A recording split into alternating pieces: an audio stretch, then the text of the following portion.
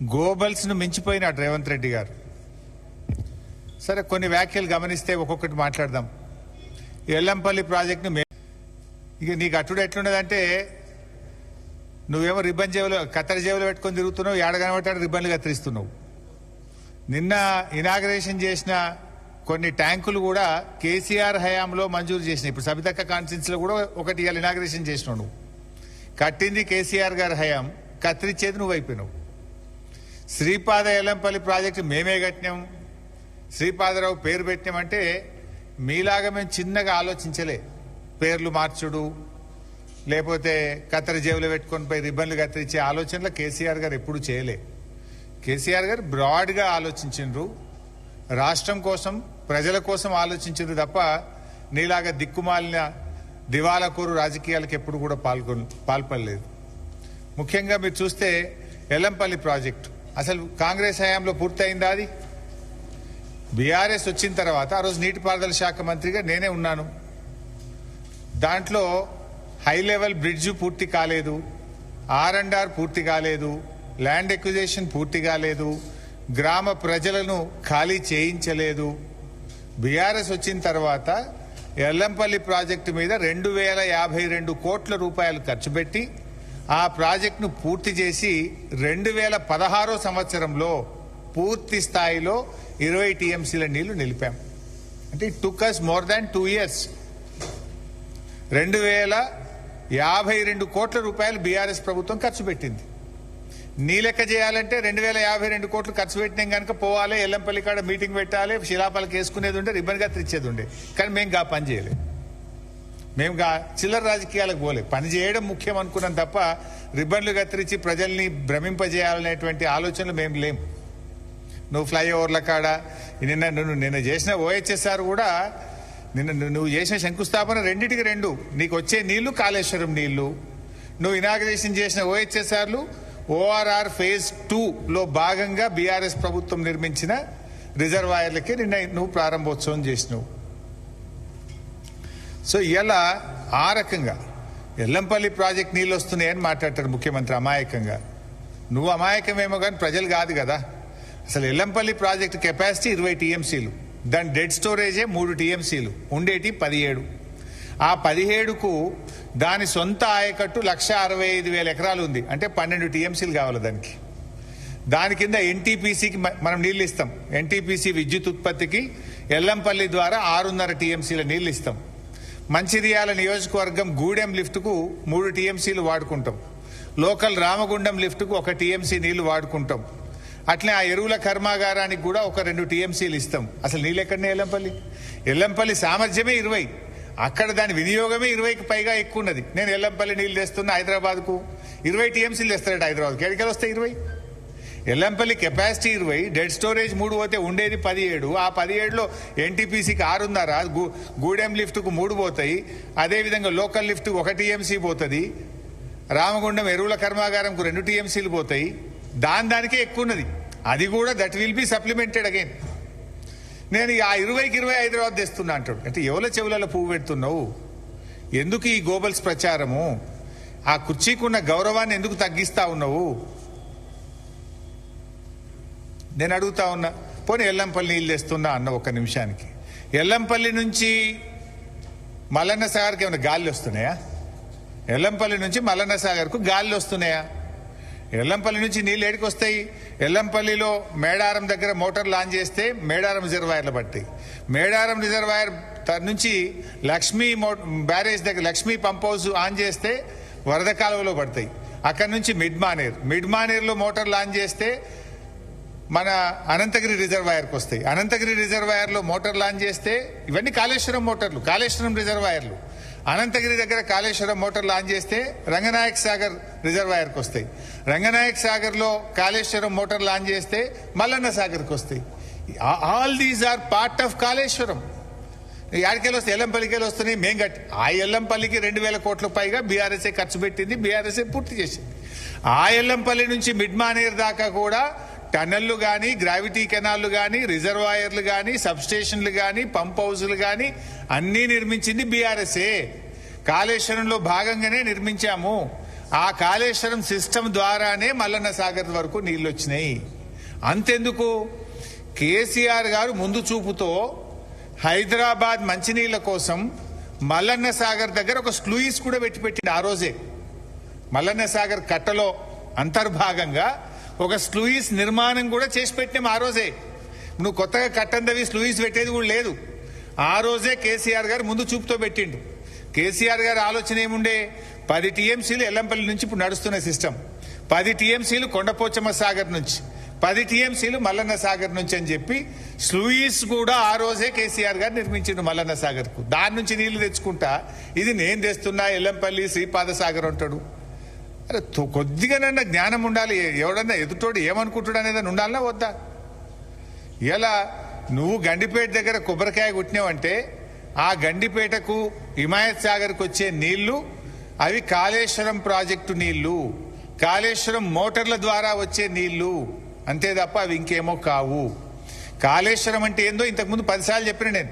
కాళేశ్వరం అంటే 3 బ్యారేజీలు, 15 రిజర్వాయర్లు, 19 సబ్స్టేషన్లు, 21 పంప్ హౌజులు, 98 కిలోమీటర్ల పంప్ ప్రెషర్ మెయిన్, 203 కిలోమీటర్ల టనలు, 1531 కిలోమీటర్ల గ్రావిటీ కెనాల్స్, ఇవన్నీ కాళేశ్వరంలో భాగమే. ఇందాక నేనేమన్నా కాళేశ్వరం అంటే 15 రిజర్వాయర్లు అన్నా. ఆ 15 రిజర్వాయర్లలో ఒక రిజర్వాయర్ మల్లన్న సాగర్.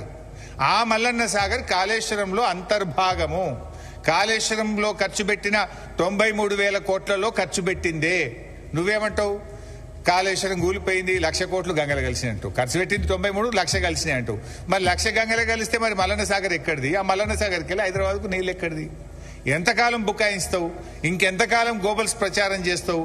ఇంత కామన్ సెన్స్ లేకుండా మాట్లాడితే ముఖ్యమంత్రి కుర్చీకుండే గౌరవం పోతుంది. ప్రజలు నిన్ను చూసి నవ్వుకునేటువంటి పరిస్థితి ఉంటుంది. మేమేమో కాళేశ్వరం నీళ్ళు ఎత్తిపోస్తుంటే అవి కూడా మా నీళ్ళే అంటాడు. ఆ నీళ్ళు ఎక్కడి? కాళేశ్వరంలో అంతర్భాగం కాదా? ఈయన ఎట్లా తయారైందంటే కేసీఆర్ గారి ప్రభుత్వం సాధించిన విజయాలను కూడా ఆయన తనవిగా చెప్పుకునే ప్రయత్నం చేస్తాడు. ఇప్పుడు కేసీఆర్ గారు ఉద్యోగ నియామకాలకు సంబంధించి నోటిఫికేషన్లు ఇచ్చిండ్రు, పరీక్ష పెట్టిండ్రు, ఫలితాలు ఇచ్చిండ్రు, ఫిజికల్ టెస్ట్ కూడా పూర్తయిపోయింది, రిజల్ట్స్ డిక్లేర్ అయినాయి. నువ్వు ఓన్లీ వాళ్ళకు కాగితం ఇచ్చి ఫోటో దిగి ఉద్యోగాలు నేనే ఇచ్చినట్టు. ఇది కూడా గట్లే ఉంది. కాళేశ్వరం అంతా కట్టింది కేసీఆర్, నీళ్ళు వచ్చేది కూడా కాళేశ్వరంలో భాగము. కాదు ఇది ఎల్లంపల్లి నీళ్లు అంటాడు. ఇప్పుడు వెనకడ ఆ సీతారామ కూడా పోయింది ఖమ్మం జిల్లాలో. ఖమ్మం జిల్లా సీతారామ ప్రాజెక్టులో 3 పంప్ హౌజులు కట్టింది బీఆర్ఎస్ ప్రభుత్వం. టనల్స్ పూర్తి చేసింది, సబ్స్టేషన్లు పూర్తి చేసింది, కెనాల్స్ పూర్తి చేసింది. కాంగ్రెస్ ప్రభుత్వం రాగానే పోయినరు, బటన్ ఒత్తిండ్రు, లేలే సీతారామ మేమే కట్టామంటాడు.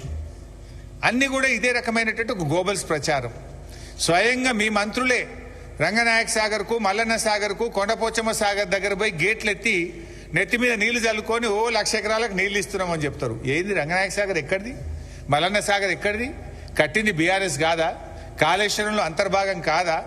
మంత్రులు పోయి గేట్లు ఎత్తి నీళ్ళు నెత్తి మీద నీళ్లు చల్లుకుంటే అవి కాళేశ్వరం నీళ్లు కాకుండా పోతాయా? ప్రజలు అంత అమాయకులు అనుకుంటున్నారా మీరు? ఇంకా ఎంతకాలం? ఒక దిక్కేమో కాళేశ్వరంను తిట్టుడు, మరోవైపు ఏమో కాళేశ్వరంను మొక్కుడు. ఇది మొక్కుడు కాకపోతే ఏంది? పొద్దుగాలేస్తే కాళేశ్వరం తిడతాడు. ఇప్పుడు నువ్వు నిన్న 7,000 కోట్ల కొబ్బరికాయ కొట్టినటువంటిది అది కాళేశ్వరం వల్లనే కదా, లేకపోతే ఎక్కడి నుంచి వస్తాయి? ఇంకో మాట అంటాడు ఈయన, 20 టీఎంసీలు తెస్తా. నిన్న ఒక మాట మాట్లాడుతూ ఏమన్నాడు, మల్లన్న సాగర్ కట్టింది కూడా వైఎస్ రాజశేఖర రెడ్డి అంటాడు.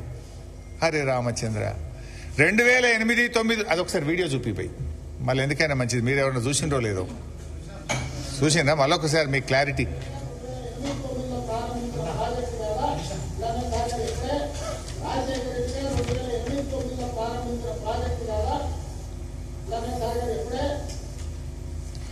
సో మల్లన్న సాగరు 2008, 2009లో రాజశేఖర రెడ్డి గారు కట్టిండు అంటాడు.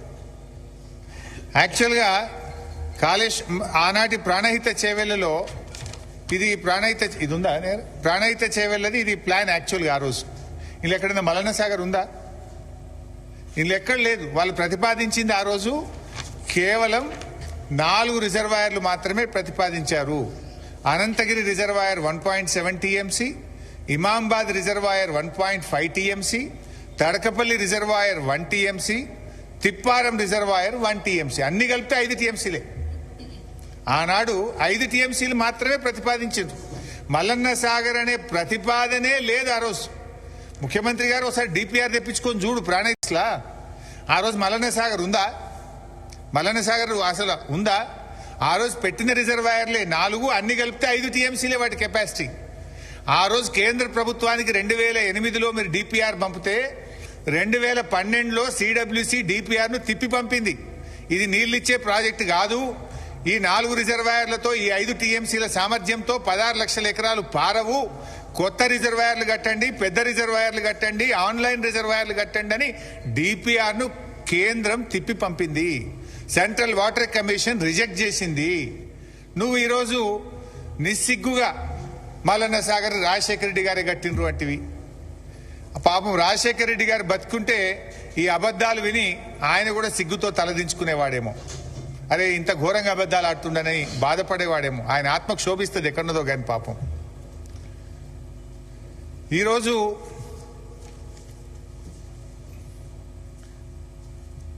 యాభై టీఎంసీల మల్లన్న సాగర్, 50 టీఎంసీల మల్లన్న సాగర్ ఆ రోజు ముందు చూపుతో కేసీఆర్ గారు భవిష్యత్ హైదరాబాద్ అవసరాల కోసం, పారిశ్రామిక అవసరాల కోసం, సాగునీటి అవసరాల కోసం ఆనాడు కేసీఆర్ గారు నిర్మించారు.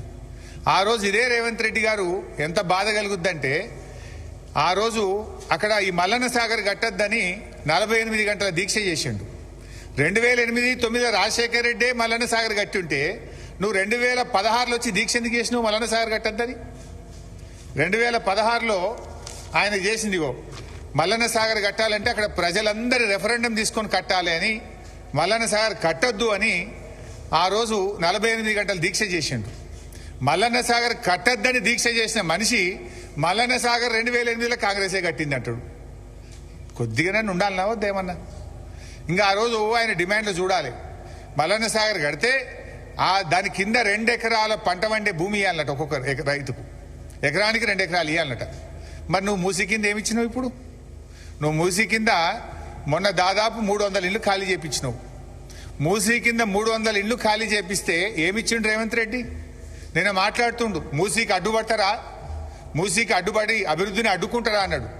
ఆ తెలివి నీది, అడ్డుకునే తెలివి నీది. ఆనాడు మల్లన్న సాగర్ కడితే కేసీఆర్ గారికి మంచి పేరు వస్తుందని, ప్రజలు బతుకుతారని, బీఆర్ఎస్ చరిత్ర పుటల్లో నిలబడుతుందని 48 రోజులు దీక్ష బట్టి ప్రజల్ని రెచ్చగొట్టినావు. నువ్వు 2 ఎకరాల సాగు భూమి ఇవ్వాలన్నావు, 5 అంతల పరిహారం ఇవ్వాలన్నావు. కానీ మేము వాళ్ళందరినీ ఒప్పించి మెప్పించి 99% ప్రజలు కాన్సెంట్ అవార్డు, కంపల్సరీ అవార్డు కాదు, 99% మంది ప్రజలు మల్లన్న సాగర్లో కాన్సెంట్ ఇష్టపూర్వకంగా సంతకాలు పెట్టి తీసుకున్నారు. ఆ రోజు ఓన్లీ 1% మాత్రమే బలవంతంగా చేయాల్సి వచ్చింది. కానీ నువ్వు మూసీలో ఏం చేసినావు? మూసీలో మొన్న 300 ఇళ్లు కూడా కొట్టినావు నువ్వు. కేసీఆర్ గారు కట్టించిన డబుల్ బెడ్రూమ్ ఇల్లు ఇచ్చిండు గంతే, ₹1 ఇయ్యలే వాళ్ళకు. ఆనాడు బీఆర్ఎస్ ప్రభుత్వం ఏమో శాశ్వతంగా వాళ్ళకి అమ్ముకునే హక్కులతో కూడిన 250 గజాల స్థలంలో డబుల్ బెడ్రూమ్ ఇల్లు కట్టించినాం. 7.5 లక్షల రూపాయలు 18 ఏళ్లు దాటిన ఇంట్లో ఎందరుంటే అందరికి మనిషికి 7.5 లక్షల R&R ప్యాకేజ్ ఇచ్చినాం, ఫ్యామిలీ హెడ్ తో పాటు